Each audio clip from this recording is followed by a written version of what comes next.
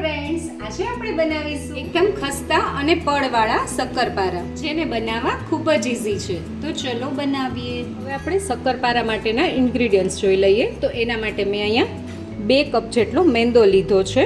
વજનમાં જુઓ તો એ 250 ગ્રામ જેટલો છે, અને એની સામે એ જ કપથી માપીને 1/4 કપ, અને એને બી વજનમાં જુઓ તો 100 ગ્રામ જેટલી મેં ખાંડ લીધી છે, અને ખાંડને મેં દળી નાખી છે. તો હવે આપણે સૌથી પહેલાં શક્કરપારા માટેનો લોટ બાંધી લઈએ. લોટની સાથે જ આપણે જે ખાંડનો આપણે પાવડર બનાવીને રાખ્યો છે એ નાખી દેવાનું છે. લોટ બાંધતી વખતે આપણે ચપટી એવું મીઠું એડ કરવાનું છે, જેથી કરીને આપણે એકદમ જે ટેસ્ટ ગળાશ પડતો હોય એમાં ટેસ્ટ આપણો બેલેન્સ થઈ જશે. હવે આપણે આમાં મોણ એડ કરવાનું છે. તો મેં અહીંયા ઘીને ગરમ કરીને એડ કર્યું છે એઝ અ મોણ, અને આ છે 7 ટેબલ સ્પૂન જેટલું ઘી. અને હવે આપણે આને એકદમ સરસ રીતે મિક્સ કરી લેશું. બજારમાં જે મળતા હોય શક્કરપારા એમાં ડાલડા ઘીનો મોસ્ટલી ઉપયોગ કરતા હોય છે, અને જો આપણે શક્કરપારાને ઘરે બનાવીશું તો આપણે એકદમ સરસ ચોખ્ખા ઘીનો ઉપયોગ કરીને જ બનાવીશું. તો હું તો એવું પ્રિફર કરું છું કે તમે આ તહેવારોમાં શક્કરપારા ઘરે જ બનાવો. તો તમે જોઈ શકો છો લોટમાં એકદમ સરસ રીતે મોણ છે એ મિક્સ થઈ ગયું છે. આપણે આવી રીતે લોટને બાઇન્ડ કરીએ તો એકદમ સરસ મુઠિયા જેવું ટેક્સચર આવે છે. એનો એ મતલબ છે કે લોટમાં મોણ પરફેક્ટ છે. તો હવે આપણે થોડું થોડું પાણી એડ કરતા જઈશું, અને મીડિયમ સોફ્ટ એવો લોટ બાંધવાનો છે. આનો બહુ એકદમ કઠણ બી નહીં અને બહુ રોટલી જેવો ઢીલો બી નહીં, એવો આપણે લોટ બાંધવાનો છે. તમે જોઈ શકો છો શક્કરપારાનો આપણે લોટ બાંધી લીધો છે. આ લોટ બાંધવામાં આપણે જે કપથી મેંદાનું અને ખાંડનું જે માપ લીધું હતું એ જ માપથી મેં અડધા કપથી પણ ઓછા પાણીનો યુઝ કર્યો છે. અને તમે જોઈ શકો છો આપણો મીડિયમ સોફ્ટ એવો લોટ બંધાઈને રેડી છે. હવે આપણે લોટને ઢાંકીને 5 મિનિટ સુધી રેસ્ટ આપી દઈશું. તો તમે જોઈ શકો છો આપણો લોટ એકદમ સરસ રીતે સેટ થઈ ગયો છે. હવે આપણે શક્કરપારા બનાવી લઈએ. હવે શક્કરપારા બનાવવા માટે આપણે લોટના એક સરખા ભાગ કરી લેશું. સૌથી પહેલા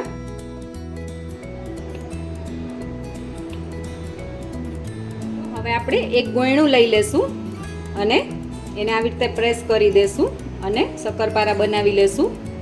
તો મેં અહીંયા એક ગોયણું લઈ લીધું છે, અને હવે આપણે શક્કરપારા એમાંથી બનાવી લેવાના છીએ. આપણે શક્કરપારાને એકદમ સરસ પડવાળા બનાવવાના છે.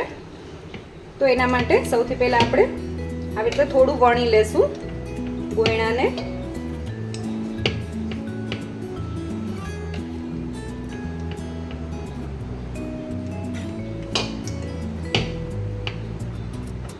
અને હવે આપણે એને આ રીતે વાળી દઈશું, અને પછી આપણે એને સ્ક્વેર શેપમાં વણવાનું છે,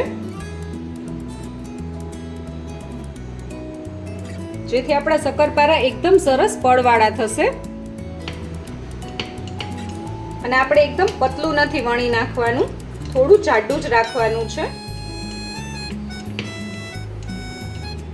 વણતી વખતે આપણે એ વાતનું ખાસ ધ્યાન રાખવાનું છે કે આપણે હળવા હાથે જ વણવાનું છે, બિલકુલ વધુ પ્રેસ નથી કરવાનું, નહીતર શું થશે કે અંદર જે પડ થતા હશે શક્કરપારામાં એ તૂટી જશે. તો તમે જોઈ શકો છો વણાઈ ગયું છે, અને આપણે એની થિકનેસ આટલી રાખવાની છે. અને હવે આપણે કટ કરી લઈએ. તો આપણે કટરની મદદથી કટ કરી લઈશું, અને હું અત્યારે સ્ક્વેર શેપમાં કટ કરી રહી છું. તમારે જો આનો ડાયમંડ શેપ આપવો હોય તો તમે ડાયમંડ શેપમાં પણ કટ કરી શકો છો.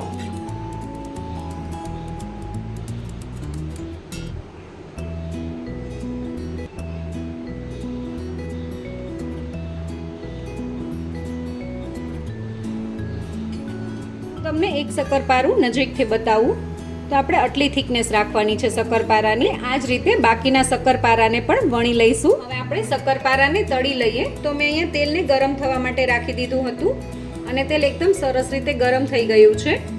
તો આપણે 1 બાય 1 બધા શક્કરપારા આવી રીતે ધીમે ધીમે એડ કરી દઈશું તેલમાં.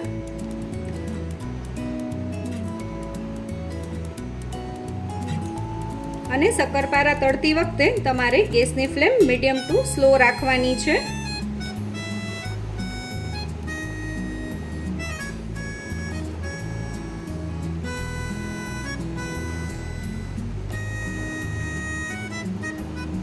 અને આપણે શક્કરપારાની સાઈડ ફેરવવામાં સહેજ પણ ઉતાવળ નથી કરવાની. 2 થી 3 મિનિટ થાય એ પછી જ આપણે આની સાઈડ ચેન્જ કરવાની છે. 2 થી 3 મિનિટ જેવો સમય થઈ ગયો છે અને આપણે શક્કરપારાની થોડી સાઈડ ચેન્જ કરી લઈશું અને એકદમ હળવા હાથે આપણે સાઈડ ચેન્જ કરવાની છે. અને હવે આપણે આ જ રીતે ફેરવતા જઈશું અને શક્કરપારાને એકદમ સરસ એનો ગોલ્ડન બ્રાઉન કલર આવે ત્યાં સુધી તળી લેશું. 8 થી 10 મિનિટ જેવો સમય થઈ ગયો છે અને તમે જોઈ શકો છો આપણા શક્કરપારા એકદમ સરસ ગોલ્ડન બ્રાઉન જેવા તળાઈને રેડી થઈ ગયા છે. અને હવે આપણે એને નિતારીને સરસ રીતે કાઢી લેશું તેલમાંથી. તમે જોઈ શકો છો આપણા શક્કરપારામાંથી એકદમ સરસ પડ બી દેખાઈ રહ્યું છે. અને હવે આપણે શક્કરપારાને એક પ્લેટમાં લઈ લઈએ અને આ જ રીતે આપણે બાકીના શક્કરપારા બી તળી લઈશું. તો તૈયાર છે શક્કરપારા. જો તમને મારો વિડીયો ગમ્યો હોય તો મારા વિડીયોને લાઈક કરજો, શેર કરજો અને મારી ચેનલ કુક વિથ બેલાને સબસ્ક્રાઇબ કરજો, જેથી કરીને આવા નવા વિડીયો હું તમારી સાથે શેર કરી શકું.